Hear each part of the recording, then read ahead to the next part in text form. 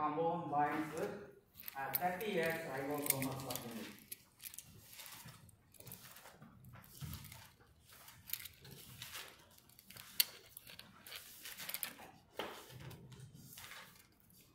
So the 50S ribosomal subunit is a combination of a protein and ribosomal RNA.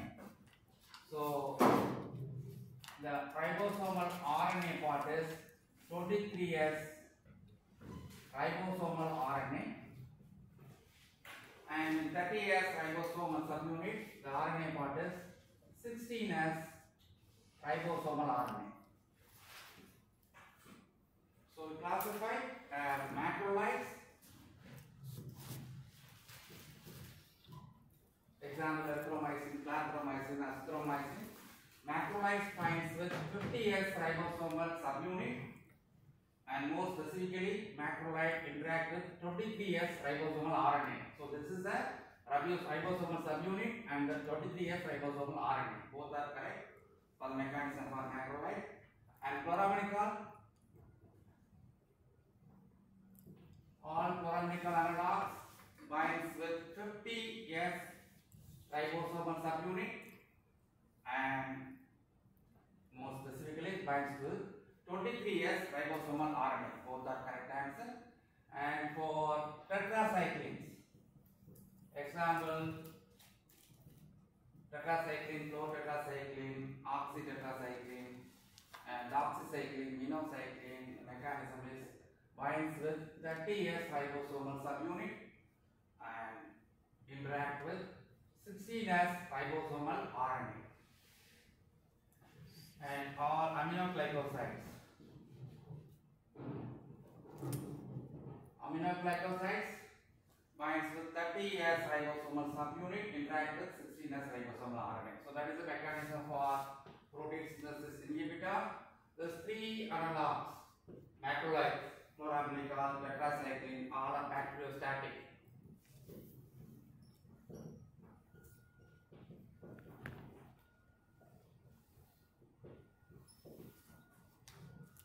Aminoglycoside is concentration dependent. So it depends on the concentration. So higher concentration bactericidal, low concentration is bacteriostatic.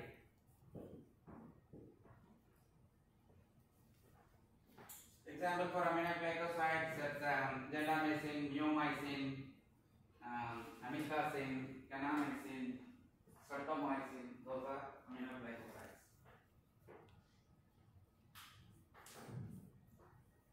So first category compounds are tetracyclines.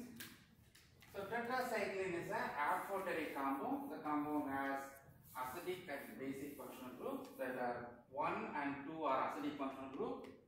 So one is a conjugated phenolic enone system. That is a phenolic conjugated enone.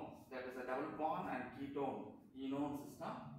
That's acidic functional group. The pK is 7.6. And the conjugated trione, that's a conjugated trione fragment, and that's also acidic functional group. The pK is at 3.3, and the compound has a dimethyl aminoamide, that is a basic functional group. The pK is 9.6. So there has a 2 acidic functional group and 1 basic functional group. So it is classified as an amphoteric compound. So the conjugated phenolic enone, that is reactive functional group. So when I have a conjugated phenolic enone, so the conjugated phenolic enones, that is the phenol connected with ketone and enone, that's the double bond comes for enone. So the conjugated enone will be converted and it can make a complex with metals. It can make a complex with calcium, or it can make a complex with magnesium, or it can make a complex with aluminium or iron also.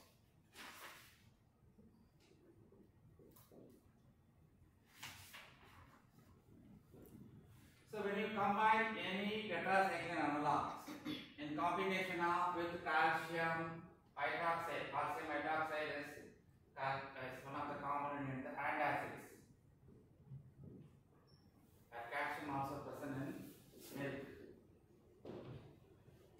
and magnesium trisilicate, magnesium hydroxide also present in antacids. Aluminum hydroxide also present in antacids. So when you combine a milk antacid with any tetracyclines, any analogs, so tetracycline or chlor-tetracycline or oxy-tetracycline, aminocycline, all tetracycline analogs. So all tetracycline analogs can make a complex with metals, dilevel metals. So once it forms a complex, the complex is insoluble, and the complex is a non-toxic. It's not a toxic complex. But the complex is insoluble, so it decreases the overall bioavailability.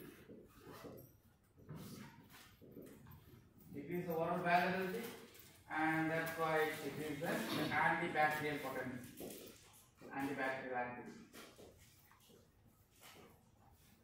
So the combination is chemically incompatible, so you can make a complex with the iron, calcium, magnesium, and aluminum. So the complex is insoluble, that decreases the overall bioavailability, but the complex is non-toxic.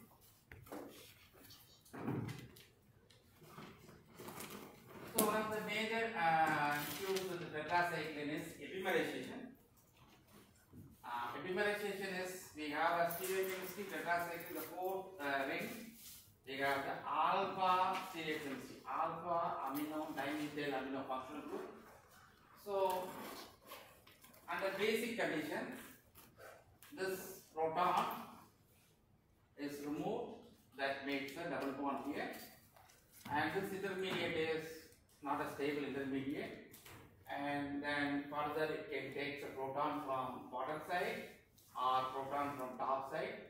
We will get a tetracycline or epitetracycline. So that is a 50-50 possibility. So the proton comes from the top side, we get a tetracycline, or the proton comes from the bottom side, we get an epitetracycline.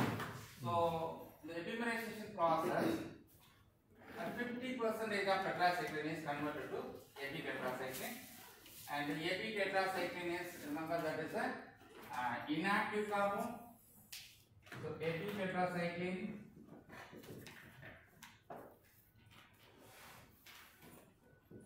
inactive, and epitetracycline is non-toxic. So close the 50% of the activity by epimerization process. So this is possible under basic conditions. So the another possibility and the another type of reaction is possible is dehydration with tetracycline. So the hydroxyl group and the proton, these two can combine, it forms a water molecule, and which introduce the double bond in the molecule. So this is not a reversible process, it's a irreversible process. We get an anhydrotetracycline. So here is not a 50%. The whole tetracycline can convert to anhydrotetracycline by dehydration reaction, and this is the irreversible reaction. And the anhydrotetracycline also is an inactive and non-toxic compound. So anhydrotetracycline is inactive and non-toxic. And one process we get a tetracycline to anhydrotetracycline, and this anhydrotetracycline, it just undergoes for the epimerization, we get AB anhydrotetracycline. So our tetracycline with epimerization followed by dehydration, we get a AB anhydrotetracycline. So that remember that AB anhydrotetracycline is toxic. AB anhydrotetracycline is toxic compound, and there is no antibacterial activity. So it's not active for bacteria, so not antibacterial compound, but it's toxic. So another possible reaction with tetracycline with an alkaline medium.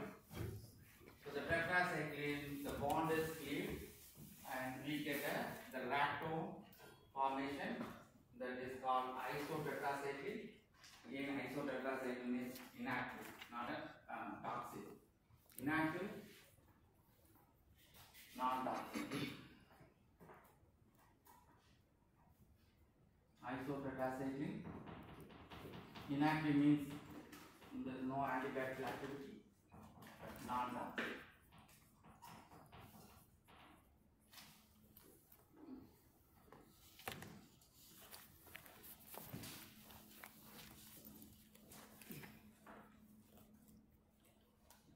Mechanism of action. So we know that the tetracycline binds with the bacterial 30S ribosomal subunit and moves specifically tetracycline interact with 16S ribosomal RNA. So the 16S ribosomal RNA, once the tetracycline binds to the 16S ribosomal RNA, the southern part of the functional group interact with 16S ribosomal RNA, the possible interaction, and you get ionic interaction and hydrogen bonding or pi-pi stacking interaction is possible. And the eastern side of tetracycline also important, the functional group here. So that also makes interaction with hydrogen bonding, ionic or pi-pi stacking interactions are possible for only the northern side and the eastern side. Sorry, southern side and eastern side. So the functional group in the northern side is not important for antibacterial activity, or the west side functional group that is also not important for antibacterial activity. So only the functional group in the southern part is important and eastern part is important. Northern and the west side functional group are not important for antibacterial activity of the tetracycline analogs. So all analogs are possible. So tetracycline, we have several analogs. One is a chlorotetracycline, which introduced 1950. That's the chlorine is attached additionally in the tetracycline. So tetracycline, that's a parent one. Then chlorine is extra. That is why it's a chlorotetracycline. Oxytetracycline, there is an additional hydroxyl group. Oxytetracycline and doxycycline. So the doxycycline and minocycline and ticacycline, those are semi-synthetic analogs. It's not a natural compound. So the chlorotetracycline and tetracycline, oxytetracycline, those are natural analogs, and these three are semi-synthetic analog. So the most lipophilic tetracycline is minocycline. So that's the most lipophilic. The oral bioavailability for the minocycline is completely absorbed, 100% oral bioavailability. The tetracycline bioavailability is 58%. Oxytetracycline is the most hydrophilic analog. The bioavailability is 77 to 80% oral bioavailability. And the doxycycline as a semi-synthetic analog, oral bioavailability is 93. So remember the hydrophilic analog is oxytetracycline, and minocycline is the most lipophilic analog of the tetracycline. The bioavailability, highest oral bioavailability we get for minocycline. And all are amphoteric. Chlorotetracycline, amphoteric, tetracycline, amphoteric, oxytetracycline, amphoteric, and doxycycline, minocycline, because all are amphoteric compound. So here it can interact with calcium divalent metal ions, so chemically incompatible with antacids. And here we have the same functional group, chemically incompatible with antacids. So that's the functional group interact with metal ions, calcium, magnesium. So all are chemically incompatible with antacids. So it can make an insoluble complex. The epimerisation reaction is possible for all tetracycline. All tetracycline epimerisation reaction is possible. But the degradation reaction is possible with only the natural tetracycline. So the degradation reaction is possible with chlorotetracycline and tetracycline, oxytetracycline. The semi-synthetic analog, the hydroxyl group is removed. There is no hydroxyl. And here also the hydroxyl is removed. So here also the hydroxyl is removed. When you remove the hydroxyl, there is no degradation reaction is possible. The compounds are and the hydroxyl groups are removed, because the reason they remove the hydroxyl group, This side functional group is not important for pharmacological activity. But the metal part, this side functional group is important for the pharmacological activity. At the same time, and can make a complex with metal ions, calcium and magnesium. So chemically incompatible with antacids. Once you react with antacids, you get an insoluble complex. So those are the non-toxic and increase the water biology. So the next one is the macrolides.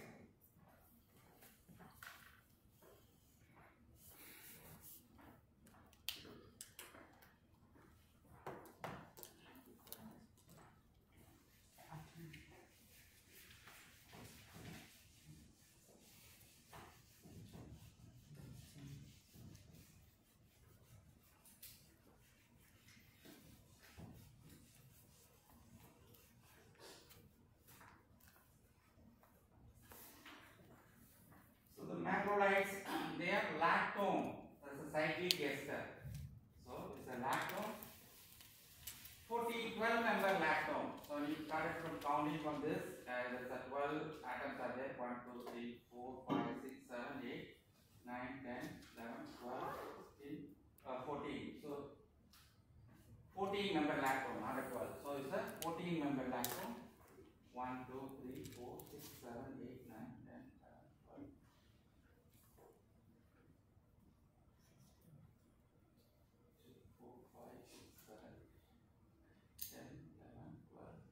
14, yeah. So it's a 14 member lactone, it's a 14 to 16 is the range. So erythromycin is a 14 member lactone. So out of 14, there are 10 carbons are chiral carbons. So what is the 1, 2, 3, 4, 5, 6, 7, 8, 9, 10. 10 are chiral. So out of 14, so 10 are chiral carbons. There are two sugar moieties attached to this macrolides. One is the glutinose, and another one is the desosome. The macrolide part is a neutral functional group because the desosome is attached, because this is a tertiary amine. So because of the desosome, the macrolides, all macrolides are weak base, chemically weak base because of the nitrogen in the sugar molecule. It's a tertiary amine. And the glutinose is attached to the compound. The glutinose is important for antibacterial activity. So if you remove the glutinose, the activity decreases 100-fold decrease in the activity. So this sugar moiety is important for antibacterial activity. And this sugar moiety is the amino sugar is responsible for the acid-base character. So it's a weakly basic compound because of the tertiary amine in the sugar. The salt, whatever we have, the glucocaptanoic or lactobinding salts, those are water soluble salts suitable for injection formulation, and the lauric sulfate and stearic acid salts, those are decrease the water solubility. The reason we decrease the water solubility, this is the bitter taste, the compound is a bitter taste. To mask the bitter taste, the solubility is decreased. So those are the fatty acid salts. The macrolides, remember this mechanism we discussed earlier. So 50S ribosomal subunit, mostly they are specifically interact with 23S ribosomal RNA. The chemical property for macrolides are not stable with acid. So that's a major problem with erythromycin analogs.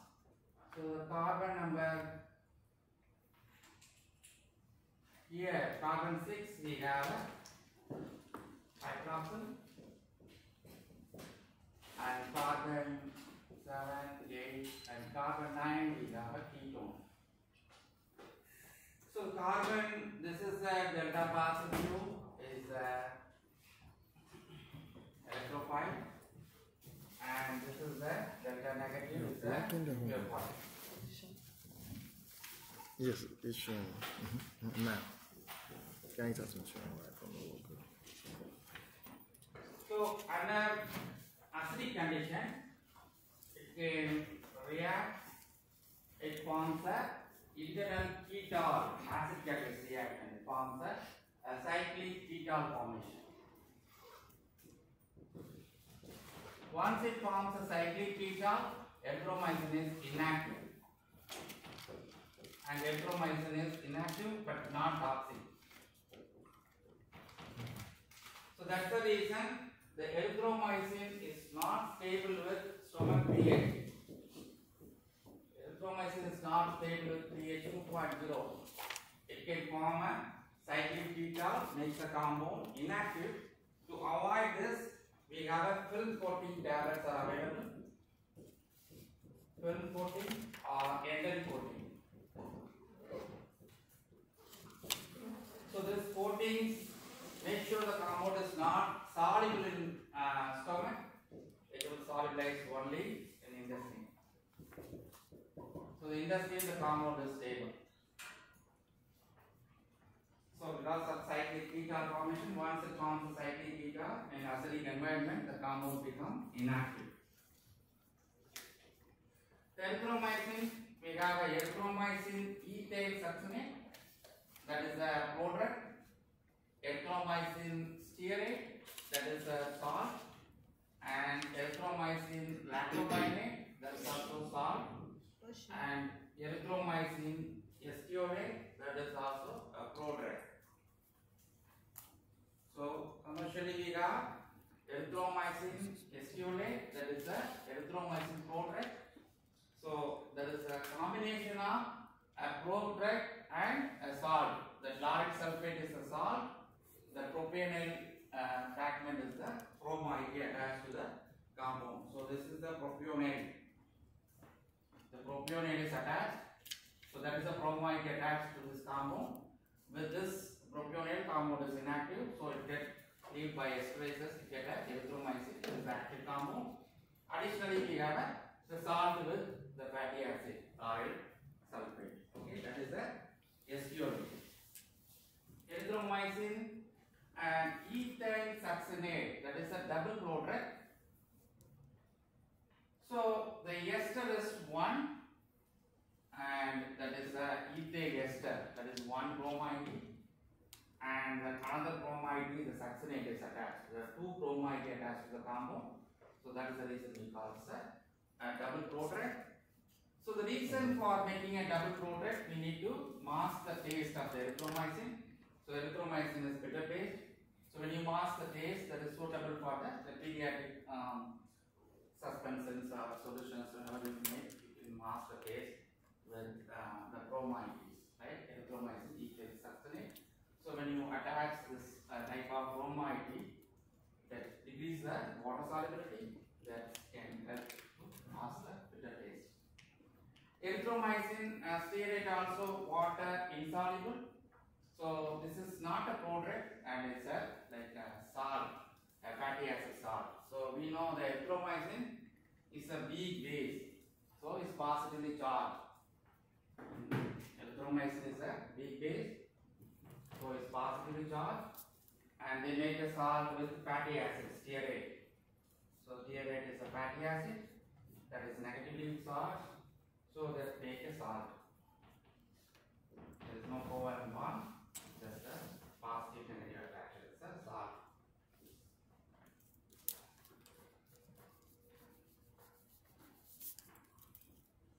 Lactobionate. So the previous case, this all are they made a prodrug or double prodrug or stearate. Those all are insoluble. We decrease the water solubility. So the reason for decrease the water solubility to mask the bitter taste. And here also to mask the bitter taste. But the other one, we are decreasing the water solubility. Erythromycin lactobionate is a lactobionate salt. This is not a prodrug, it's also salt. It's oxidized lactose. Oxidized lactose makes a salt with erythromycin, that is a lactobionate, the oxidized lactose. So once you make a water soluble moiety with salt, so you increase the water solubility. So here you decrease the water solubility. So lactobionate, so increase the water solubility. So only suitable for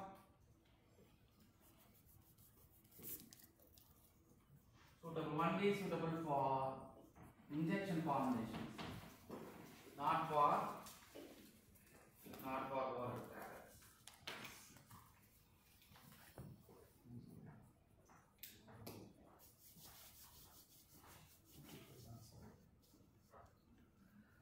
Next one is the clarithromycin.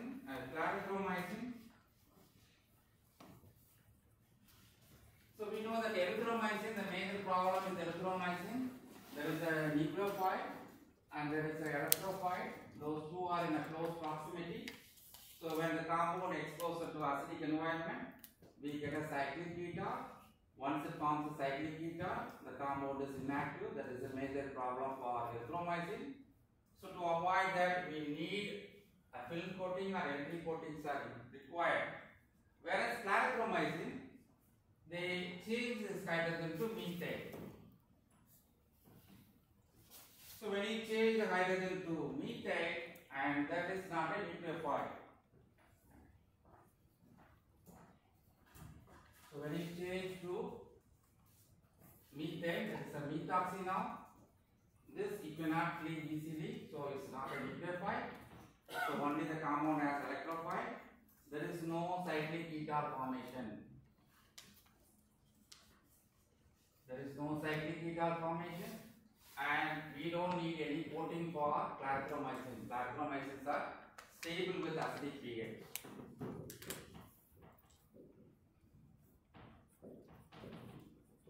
Stable with acidic pH, no film coating or entry coating required for clarithromycin, and there is no inherent ketone formation for clarithromycin. And this compound undergoes for the extensive that first phase liver metabolism, and the first phase metabolism we get a 14 hydroxy analog, and that is the place the hydroxyl is introduced, 14 hydroxy analog, and the 14 hydroxy metabolite also active, anti-metabolite activity. So it's not an active metabolite, it's an active metabolite. Next one is azithromycin. So azithromycin, the erythromycin is a natural one, and clarithromycin or azithromycin, those are chemically modified. So when they clarithromycin, they introduce the methoxy, and there is no cyclic ketone formation. When they introduce the methoxy, you also increase the lipophilicity also. Azithromycin lipophilicity increases. It's more lipophilic than erythromycin. Whereas so erythromycin, that is a nucleophile. So that's the reason we get a cyclic ketone. So azithromycin, this nucleophile is there, but the electrophile they change. So they remove the ketone and they add one more nitrogen extra. So the keto group is removed. So here there is no electrophile available, and there is no cyclic ketone formation, and the compound is stable with acidic pH, and again there is no coating required for an azithromycin, and azithromycins are stable with the stomach pH 2.0, and additionally they remove the keto group.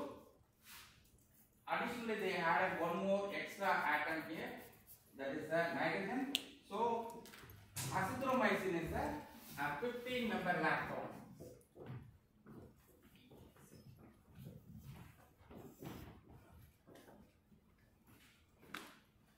Azithromycin is the 15-member lactone. Clarithromycin, erythromycin, those are 14-member lactone. So erythromycin and clarithromycin, those are 14-member lactone. Azithromycin is a 15-member lactone. All are chemically based. These two are weak based.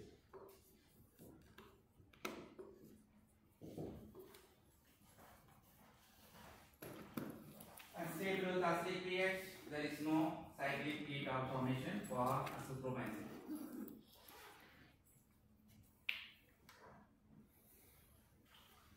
So next one is an aminoglycoside. So aminoglycoside, there is a pharmacophore is present in the compound. Those are 1,3-diamino inositol. So that is a type of pharmacophore present in the aminoglycoside. Either the inositol analog, the streptamine, or spectrinamine, or deoxystreptamine. One of the moieties is present in the most of the aminoglycoside. So that is an important fragment required for antibacterial activity. So pharmacophore is nothing but the fragment responsible for the pharmacological activity. All aminoglycosides are freely water soluble from acidic to basic phase. All the whole pH range is freely water soluble. The reason is there are several polar functional groups in the molecule. And when it's given oral, the compound does not get absorbed because of the compound is very hydrophilic. So it's not good for oral tablet. It's good for injection formulations. And mostly the compounds are excreted by kidney. If someone has a problem, the kidney function, so the dose must be reduced to avoid the toxic level of aminoglycosides. They are used topically for ointments, ophthalmic infections, and it can be given intramuscularly or intravenous for fatty group. And there is no tablet is available. This tablets are, if you given a tablet, it's not going to absorb. But if you give a tablet, only it will act on the intestinal tract. It's not going to absorb the blood circulation, no, because of the compounds are freely soluble in water, very hydrophilic. Amikacin is the semi-synthetic analog. It's the analog of kanamycin A and capromycin. Capromycin also is a natural compound produced by the fermentation process by Streptomyces species. And the zendamycin is a mixture of antibiotics produced by Micromonospora purpura. And zendamycin, when you have a combination of zendamycin and beta-lactam, those two are chemically incompatible.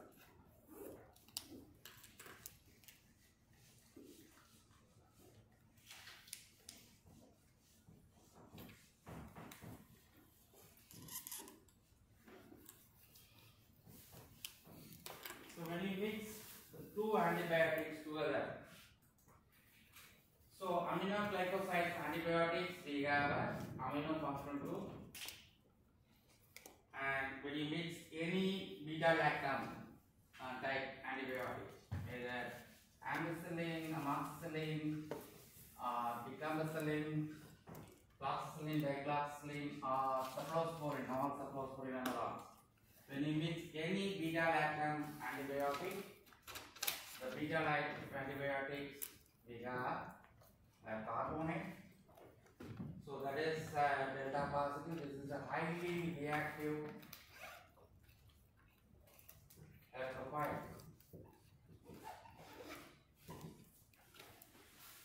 So that is the beta-lactam antibiotic. And aminoglycosides, we have a 3 amino group. So that is negatively charged, is a nucleophile. So it can attack easily. When it attacks, this beta-lactam bonds open and it makes a bond with an amide bond this side. So it makes a covalent bond interaction. It makes both antibiotics are inactive. Both are inactive. So if you mix beta-lactam and gentamicin and aminoglycoside, any aminoglycoside. So beta-lactam or aminoglycoside antibiotics, and it makes a covalent interaction. So interact both are complex. Once it forms a complex, and both compounds are inactive. Both antibiotics are inactive. So it's not recommended to mix together. And if the injection is given, they give a half an hour before to the next one, so that makes sure that it's absorbed. Streptomycin, that's also aminoglycoside antibiotic. So remember that we discussed earlier that is 50 years and 30 years.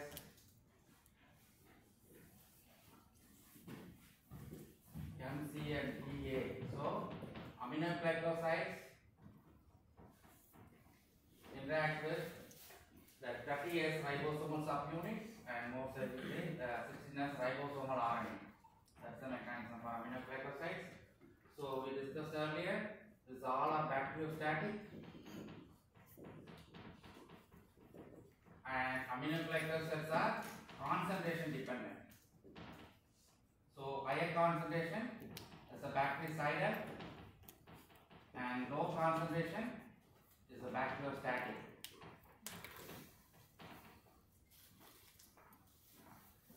Streptomycin, we have there are three rings, that is the pharmacophore moiety, response for antibacterial activity, and then we have the hydroxyaldehyde in streptomycin.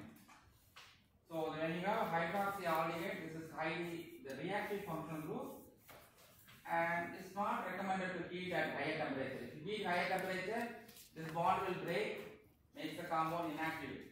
So streptomycin is not recommended for autoclave. So when you autoclave this compound streptomycin, this hydroxyaldehyde makes the compound is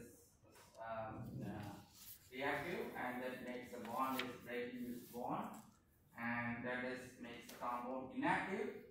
So it's only recommended for the sterilization process. Ultra centrifugation is only recommended, not for autoclaving, because of the hydroxyaldehyde functional group in streptomycin. So this is for only streptomycin, not applicable for other aminoglycosides like gentamicin or other aminoglycosides, not applicable. The next one is the chloraminicol. So chloraminicol, we have two kind of centers. The one commercially available is the pure isomer R stereochemistry. So 1 or 2 R stereochemistry. That R stereochemistry is required for antibacterial activity. And this is an amide, is a neutral functional group, and this is nitro, also neutral functional group. So overall, it's not an acid or base, it's a neutral compound. And chloraminicol is a bacteriostatic. Remember that macrolides, chloraminicol, tetracycline, all are bacteriostatic. And binds with 50S ribosomal subunit. So that's the one we discussed. Chloraminicol binds with 50S ribosomal subunit. The major metabolic reaction for chloraminicol, the chloraminicol will conjugate with this, the carbon number 3 hydroxy. Gluconate conjugate, the gluconate conjugates are water soluble and excreted. So when you given this compound to young infants, the gluconate enzymes are not available, and the enough gluconate enzymes are not available. So when you give a second or third dose, the chloraminicol is not excreted, so will lead to the grey baby syndrome. So why they call it as a grey baby syndrome? What is the grey baby syndrome? The skin color get grey color. Why the skin color get grey color? Why we get a grey color, not a red color or blue color? Why we get a grey color? So when you take a tetracycline for long term, the teeth color become yellow color teeth. Why we get a yellow color teeth? Tetracycline is interacting with the calcium. The teeth calcium, if you take like more than 6 months, the color, teeth color become yellow color teeth. Then why we get a yellow color, not a red color or blue color? Why yellow color? That's the color of tetracycline. Tetracycline is yellow color, so we get a yellow color teeth. Here the chloraminicol is grey color. So the chloraminicol accumulate on the skin, then we get a color of chloraminicol. That's why the baby get a grey baby syndrome. The reason is the babies, we don't have enough gluconate to metabolize the chloraminicol. It only goes with gluconate metabolism. So So they have a sulfate but not gluconate conjugation enzymes are not available. So only the small amount. So that's why when you give a second dose or third dose, the chloramidicol is accumulated, that comes to on skin, deposited on the skin. So the baby gets a gray color skin. So that is the gray color is the color of chloramidicol. Color. So chloramidicol, there are two products are possible with chloramidicol. Chloramidicol ethane succinate and chloramidicol palmitate.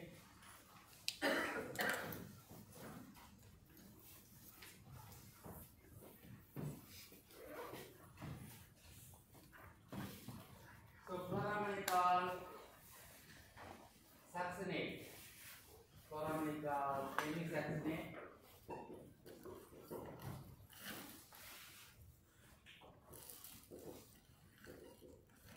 Chloramidicol palmitate.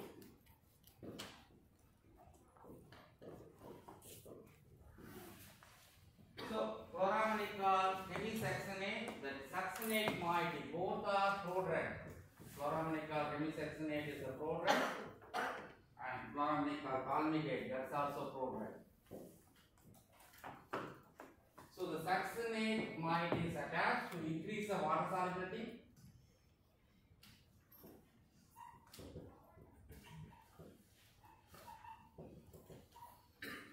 Palmitate is attached to chloramidicol to decrease the water solubility.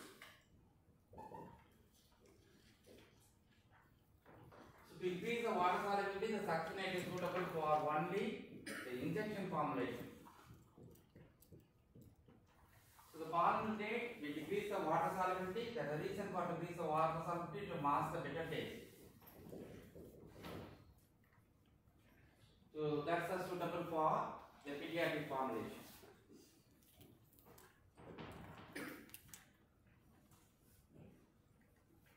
That is suitable for the injection. So both are bromide, both are prodrug, and those can cleave by esterases. So both compounds are cleaved by esterases. The activation step is required. After esterases hydrolysis, compound is activated.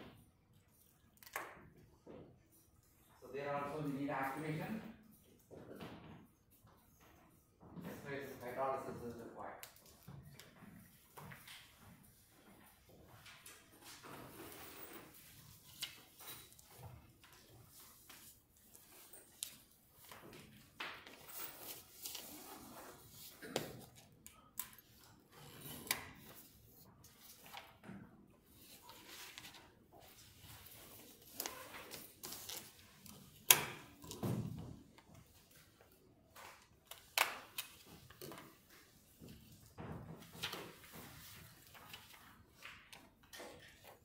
Next one is the sulfonamides and fluoroquinolones.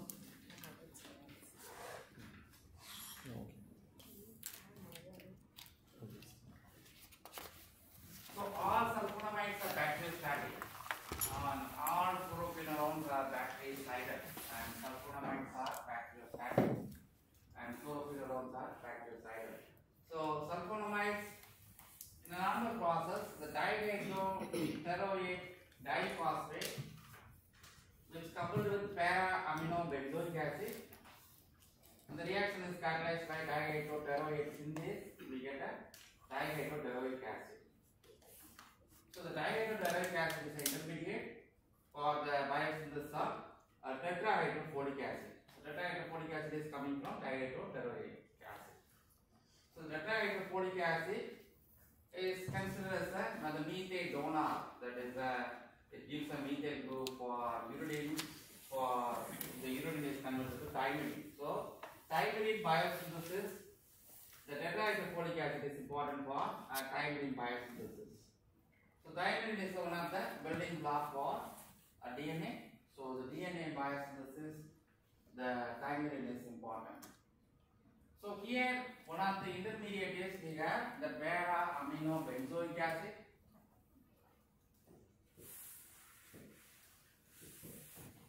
So the para-aminobenzoic acid.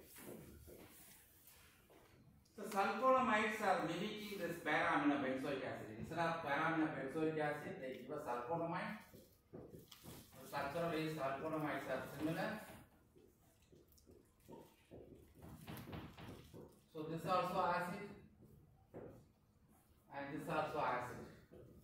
So structural analog of para-amino benzoic acid. Sulfonamides are structural analog of para-amino benzoic acid. So when you have a structural analog, instead of para-amino benzoic acid, the sulfonamide is attached to diphosphate. When the sulfonamide is attached, instead of making a dihydroteroic acid, the compound synthesize the bacteria synthesize the sulfonamide attached fragment, that is a false metabolite. So that's the mechanism for the sulfonamide. Sulfonamides are structural analog of para-amino benzoic acid. It makes a false metabolite.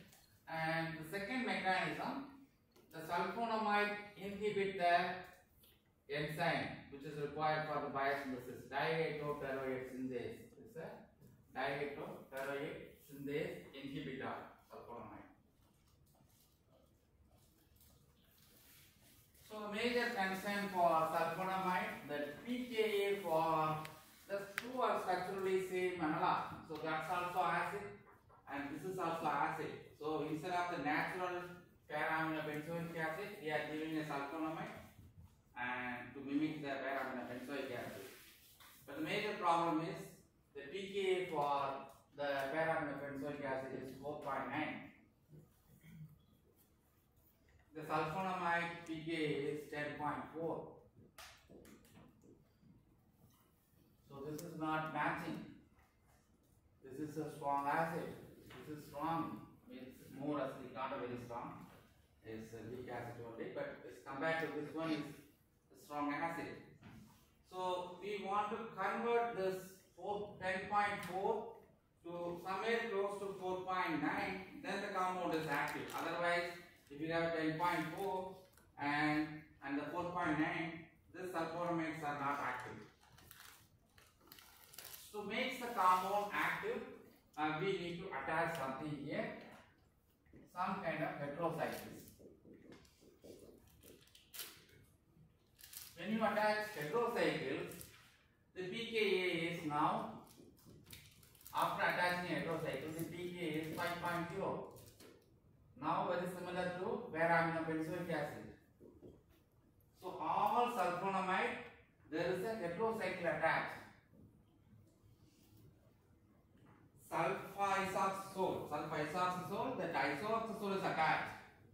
The reason for isoxazole, we want to increase the pKa of this hydrogen, that hydrogen 10 to 5, otherwise the compound is less active.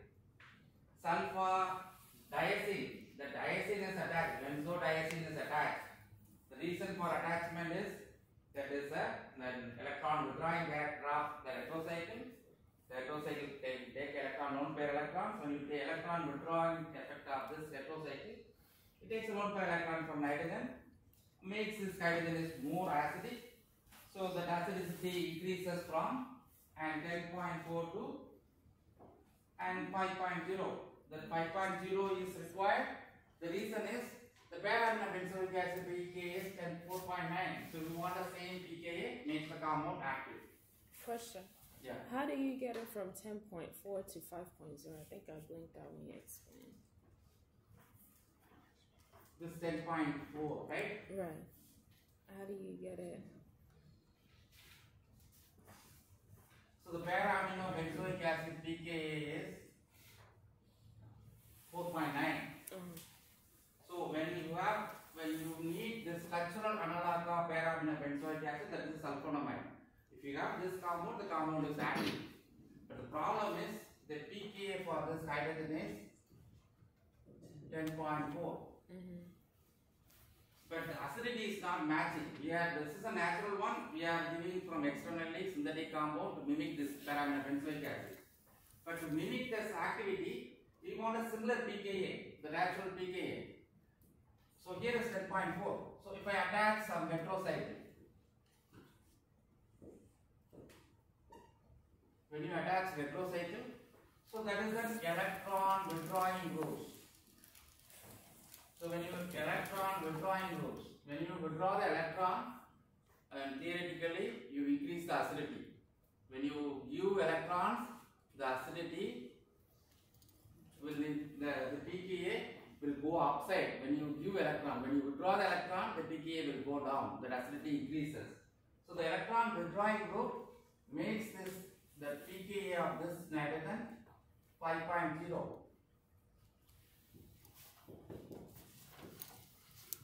Now this 5.0 is very similar to the natural paraamino benzoic acid, but if the pKa is 10.4, still the compound is active but very weak activity, because we want the same pKa. So that's why they attach electron withdrawing group.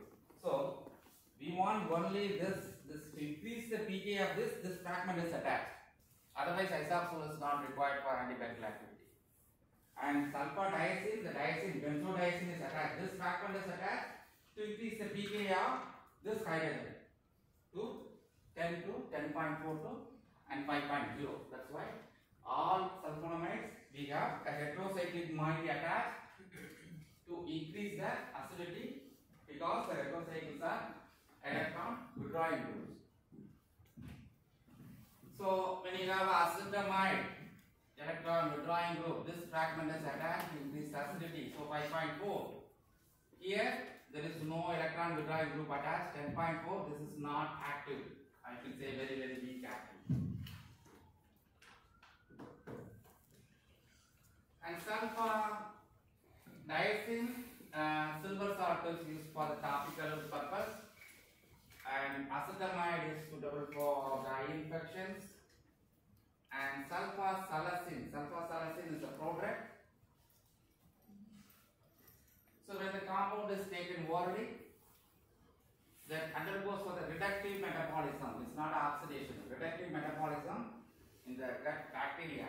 It's a bacterial metabolism. The bacteria will cleave the bond. The two double bond is cleaved. The bacteria can cleave this double bond. Then it will become a two compounds. One fragment is released, and there is another fragment is released. Two compounds are released. So it's a single compound. After the bacterial metabolism cleaves this double bond, we get a 5-amino salicylic acid, and this side is sulfur-pyridine. So two compounds are released. One is the anti-inflammatory compound, 5-amino salicylic acid, and sulfur-pyridine is antibacterial. So it's a prodrug. Prodrug is made with two active compounds, two active drugs, and once the drug is taken, then the reductive metabolism. But the bacteria, it cleaves the azo bond, the NN double bond, that is the azo bond. So the bond is cleaved. The bacteria will work for only two types of metabolism. One is with azo or with the nitro. So bacteria can convert the nitro to amino. So that's not this case. And sulfasalazine azo converted to, the bacteria can cleave this. We get two compounds, 5-amino salicylic acid and sulfur-pyridine. The two compounds are released. So one is anti-inflammatory, other one is antibacterial.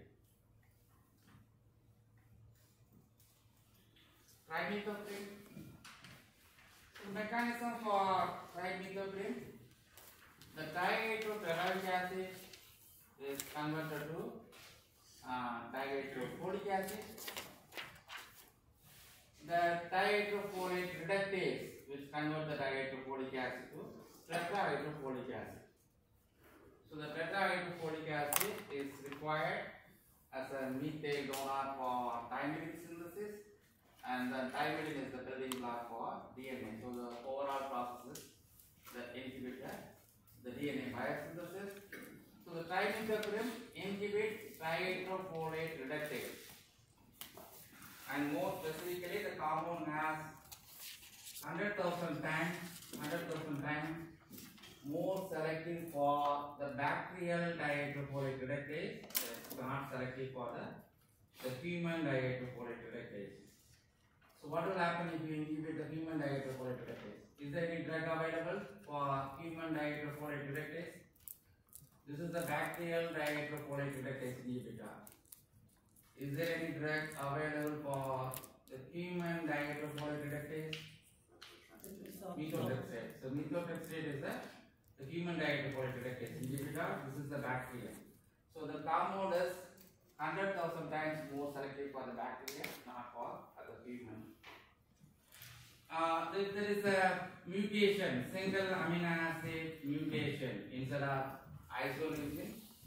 So if there is a mutation in the dihydrofolate reductase, bacterial dihydrofolate reductase enzyme mutation, which makes the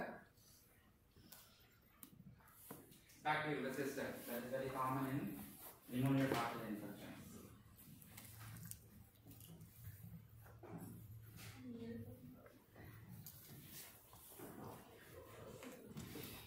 Next one is the fluoroquinolone.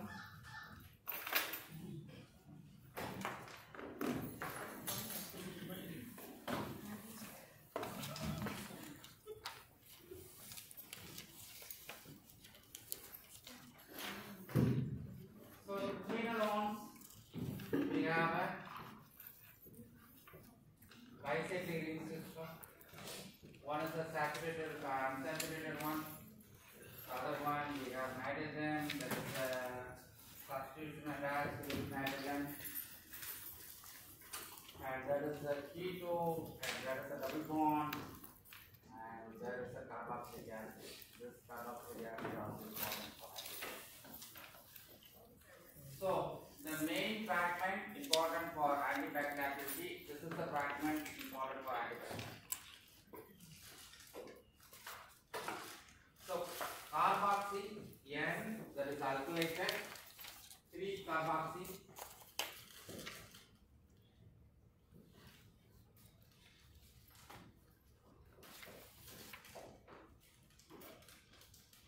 fluorine 4-1, because 1, 2, 3, 4. This is the fluorine fragment, and the fourth is ketone is there. That's why 4-1. That is the pharmacophore for the fluoroquinolones. So when you increase that 4, that is a 5, when you have 6, the carbon number 6, when you add a fluorine atom, so carbon number 6 fluorine atom increase lipophility, and that's also increase the antibacterial activity. Fluorine is important.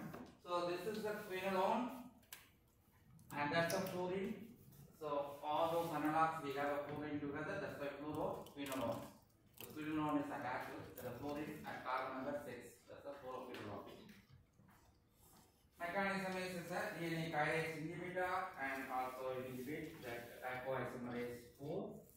And all fluoroquinolones are bactericidal type compound.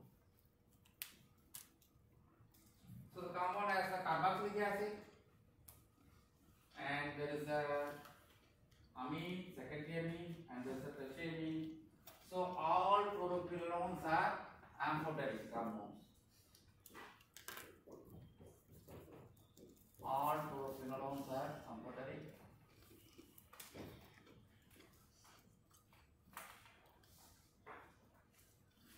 The oral bioavailability, the norfloxacin has a low oral bioavailability, and that's 30 to 40% oral bioavailability. And the one with very high oral bioavailability is the levofloxacin has a very high oral bioavailability. That is a 99% oral bioavailability, and norfloxacin is the low. And then levofloxacin, norfloxacin both have a high oral bioavailability, 98 and 99. Both are same compound. And this is a mixture of isomer, this is the pure isomer, levo-rotated isomer, this is the dextro plus levo together, pure isomer is 99, the resonance mixture is 98%. Non-processing half-life is 3 to 4 hours, so you need a frequent interval dosing is required, whereas moxifloxacin has a high half-life, that's a 12 hours half-life. The low one is norfloxacin,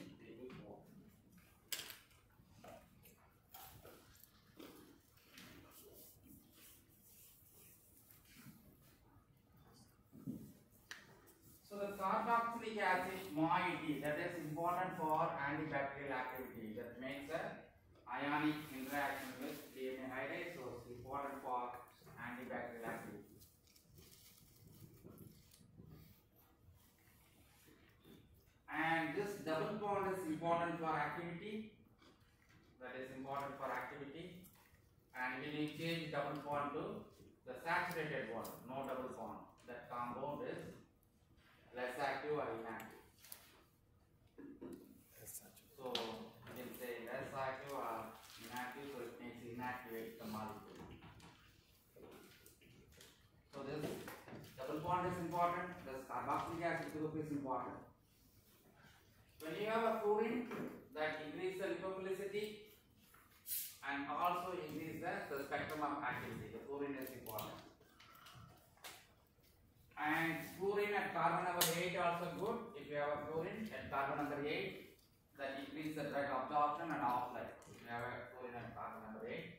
And most of the analogs we don't have a fluorine at carbon number 8. So only we have a fluorine at carbon number 6.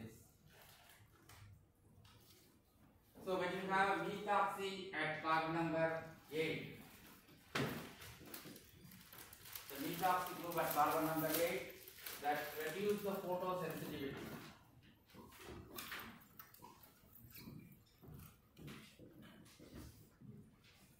Methoxy at carbon number 8 reduce the photosensitivity.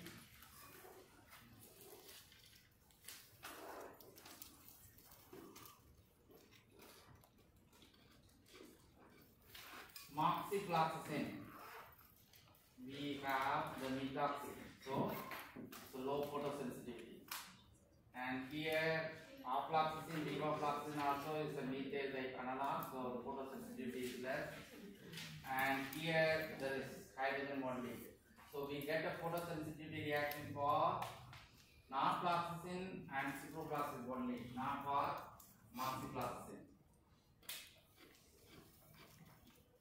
So when you add tetracyclic ring, carbon number 7, when you attach this fibrosine,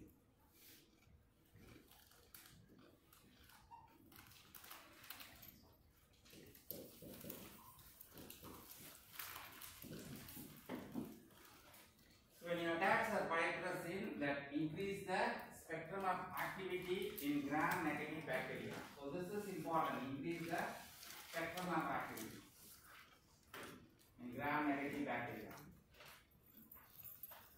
But when you attach this fibrosine, that increase the activity, but at the same time this fibrosine looks like a GABA, gamma amino butyric acid. Looks like a GABA. So the compounds with fibrosine analogs can bind with GABA receptor. That's the reason we get a CNS side effect. So fibrosine analogs are good for antibacterial activity, but at the same time the fibrosine binds with GABA receptor, we get a CNS side effect. But to avoid the CNS side effect, when you attach a methane here, additional methane, so we get an increase in the spectrum of activity, and there is no GABA binding, so no CNS side effect.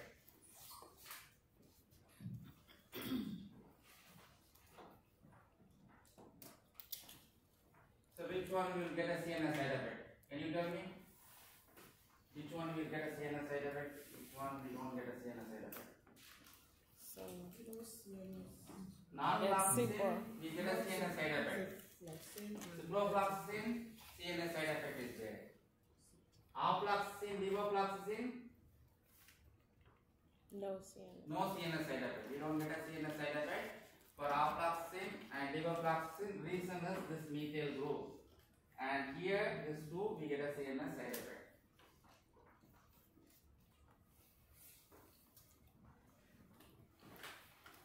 Can you repeat what you said, please?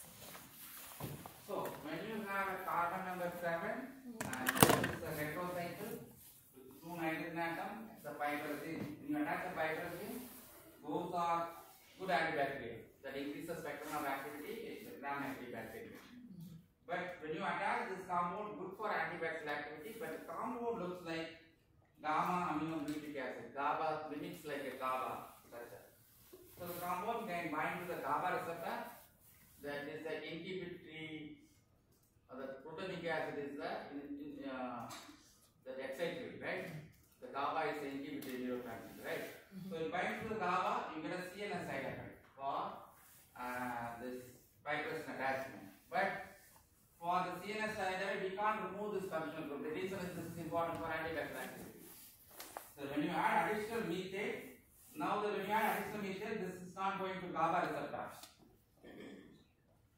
But we retain the spectrum of activity. This is the spectrum of activity. So you get an antibacterial benefit, but there is no CNS side effects for those type of compounds. It doesn't affect the pH or nothing, right? No, it's not going to affect the pH because all are uncoated. We have you change the when you have secondary amine or tertiary amine, there's a small difference in the pH, but it's not the fact. And the next one, the cyclopropane ring at N1, that is good for the compounds are activating atypical bacteria. So activating atypical bacteria, we need the cyclopropane rings.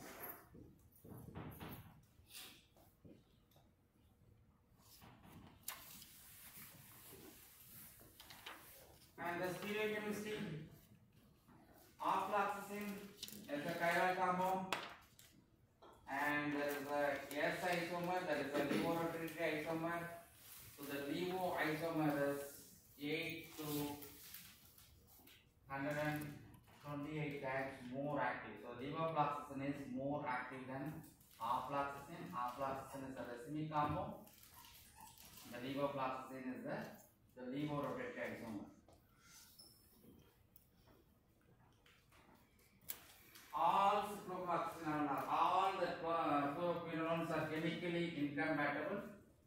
So the fluoroquinolones and this functional group, that is keto and this keto, can make a complex with calcium. Once it makes a complex with calcium, the compound is insoluble and decrease the water viability. Calcium or magnesium, so chemically incompatible with the antacids. So antacid, we have a calcium hydroxide, magnesium trisilicate. When you have an antacid and fluoroquinolones, that makes an insoluble complex and the compound become inactive. And that's a non-toxic compound. So oral viability is good, all are well absorbed, the excellent oral viability for fluoroquinolones.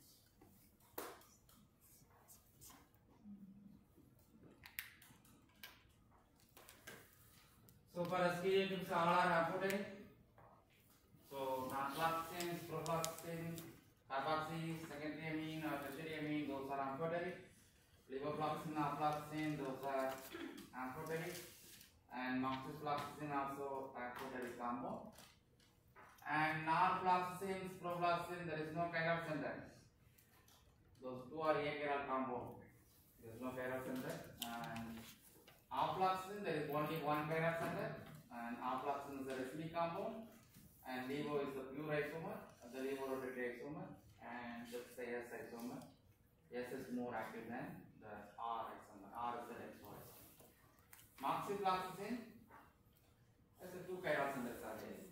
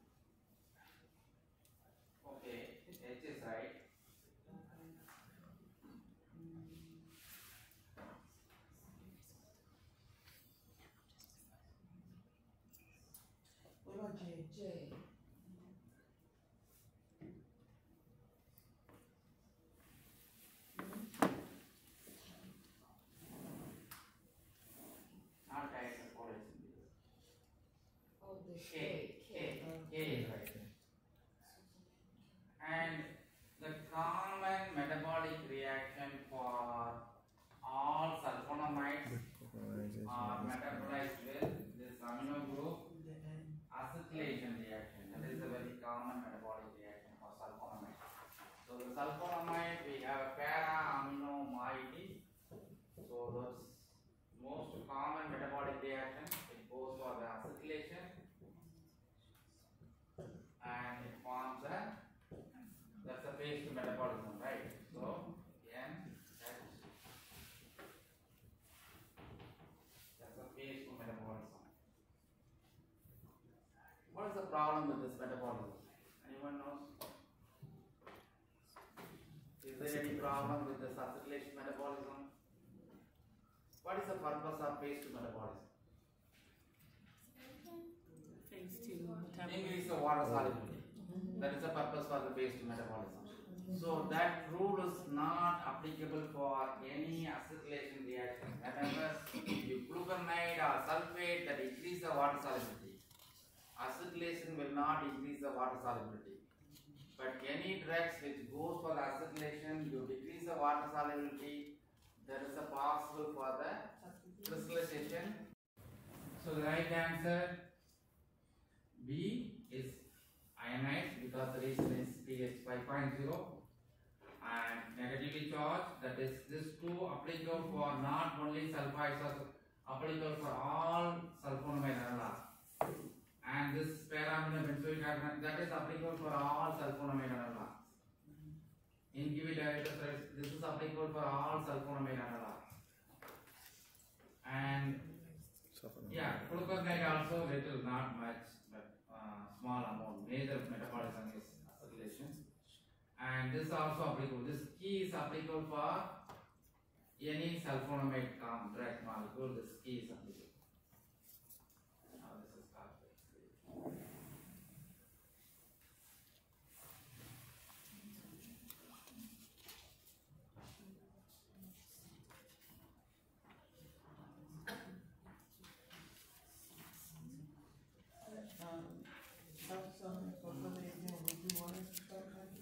No, there is no calculation.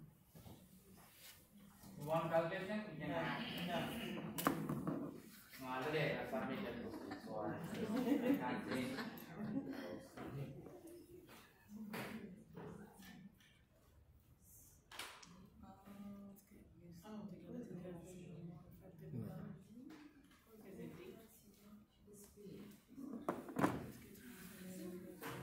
D.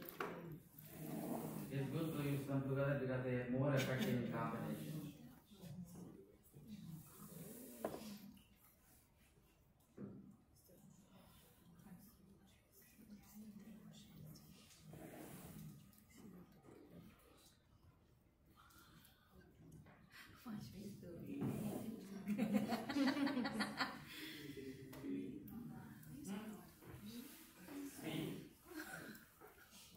So when you cleave here, that's the point you are cleaving.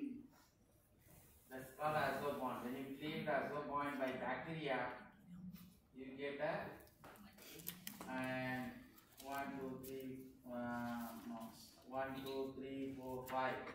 5 amino salicylic acid, and this side is sulfur. That's the pyridine, sulfur pyridine. So one is the anti-inflammatory, other one is the antibacterial.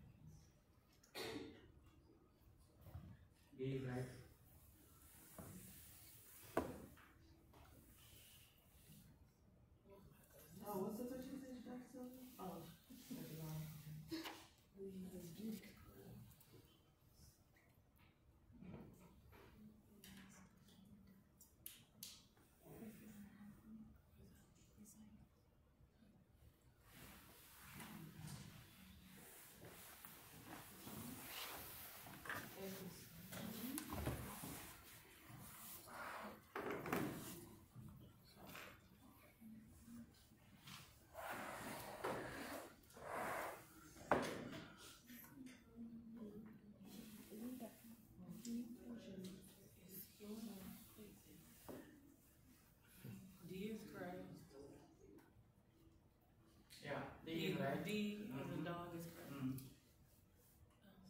Let's see what's and then E is correct. They're amphoteric, right? I think G is correct. Yeah.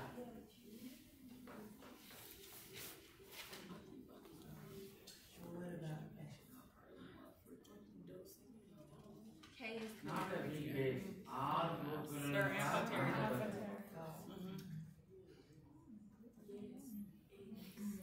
And the So one that D is is right. Moxifloxacin has a higher oral bioavailability than ciprofloxacin and naproxen. And levofloxacin has a higher oral bioavailability than cipro and naproxen.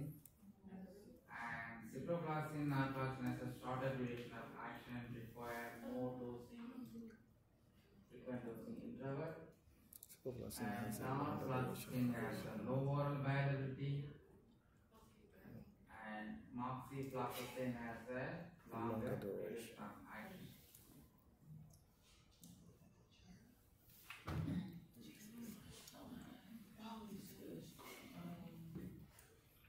What is the purpose of the fluorine here? It's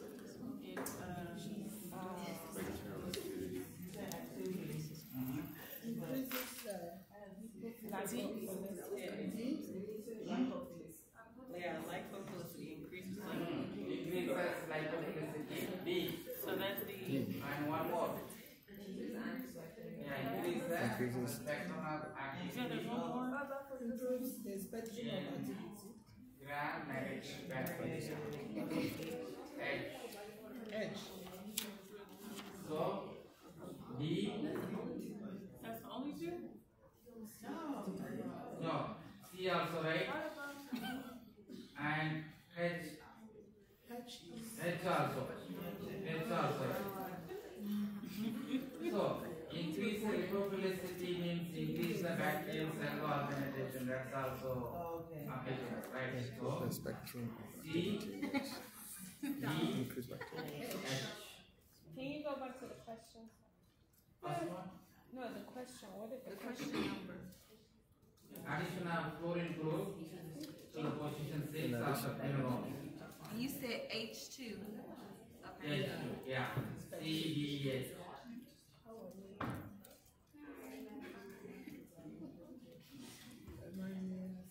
So what will happen if you reduce the double bond?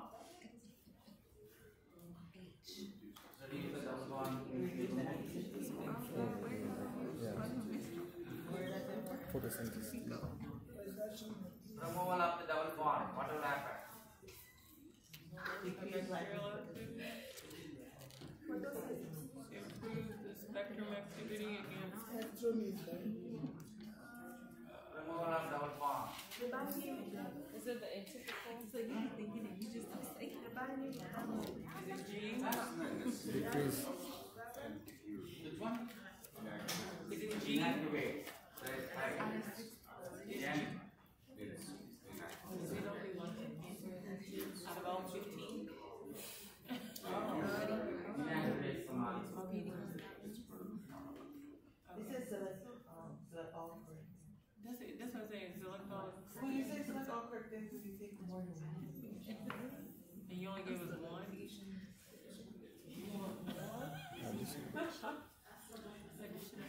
So what happened when you have a heterozygous mind?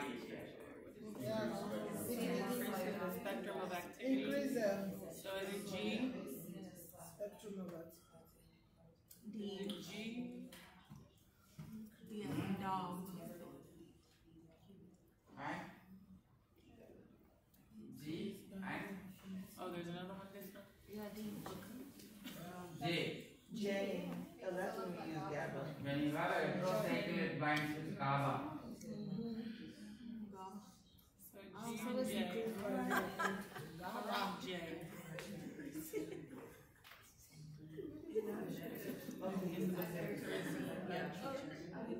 Increasing potency. Is that the binding of the GABA? Does it decrease the binding Decrease affinity binding of GABA. GABA? K and one more. Okay, okay. Yeah, increase the spectrum. You still the active spectrum activity increases, right? So is that G and K? G and K. Okay. Okay.